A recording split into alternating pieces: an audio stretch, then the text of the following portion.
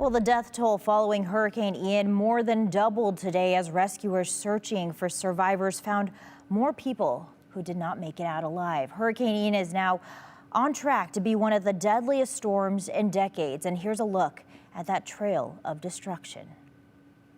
Tonight, a dire new threat facing Florida in the aftermath of Hurricane Ian. Floodwaters pushing levees to their breaking points. Even though they're a couple hundred miles away from the initial impact of the storm and the storm surge. Just had a lot of water, some of the rivers and inlets overflowing, so it's creating a lot of problems really all across the state. A levee near the Miyaka River was compromised this afternoon. Hundreds forced to flee. In Arcadia, Florida, the water is still waist deep. Entire homes submerged, a community laid to waste. NBC's Jesse Kirsch is just 50 miles inland. We are now more than 2 full days since Ian made landfall in the United States, and look at this road. I do not know where it's dry on the other side. Across the state, a race against the clock to save thousands still stranded. More than 1 million are without power. The death toll exploding. At least 77 now dead from the worst storm to batter the state in decades. At least 35 of them in Lee County alone. This mobile home community in Main Street, Fort Myers Beach, the heartbeat of the city. It looks like a bomb went off. Look at that.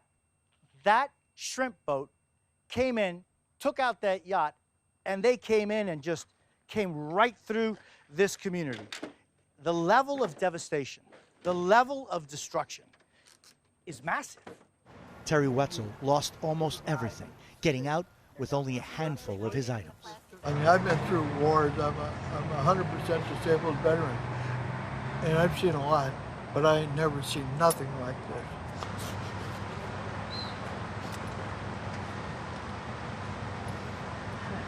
I'm just thank God we're alive.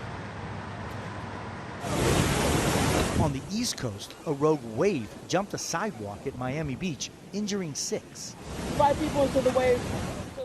From the skies, the scope of Ian's destruction on full display. Homes seen here on the coast totally flattened by a more than 7-foot storm surge in Fort Myers Beach.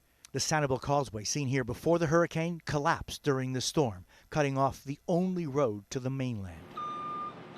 As a nationwide effort to rebuild gets underway, even neighbors pitching in, like this mother and daughter coming to Fort Myers Beach to give back. We're healthy, we're alive, we have a home, we have food.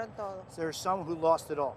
Ian now setting its eyes on the Northeast. The weekend storm putting 7 million under coastal flood alerts heading into next week.